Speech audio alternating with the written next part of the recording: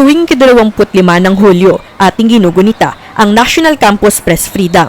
Ngunit ano nga ba ang kahalagahan nito para sa mga estudyanteng mamamahayag at ano ang papel nito sa pagtatanggol ng katotohanan, pananagutan at boses ng mga mag-aaral? Halina't alamin dito sa Bite Sized.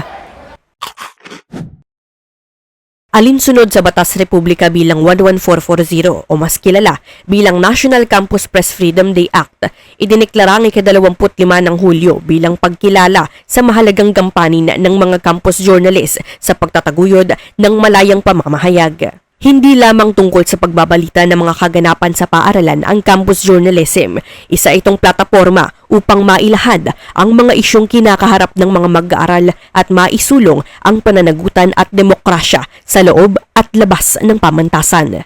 Kasabay din ng paggunita sa araw na ito ang anibersaryo ng pagkatatag ng College Editors Guild of the Philippines o CEGP.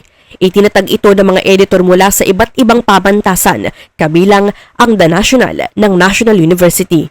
Ngunit sa kabila ng pagkilala ng batas, nananatiling hamon ang tunay na kalayaan sa pamamahayag. Ayon sa CEGP, mahigit 200 kaso ng paglabag sa campus press freedom ang naitala mula 2023 hanggang 2024. Kabilang dito ang sensura, pagbabawas ng pondo, panggigipit ng administrasyon at iba pang pagtatangkang patahimikin ang mga publikasyong pang-estudyante. Hindi rin nalalayo ang sitwasyon ng mga mamamahayag sa mas malawak na lipunan.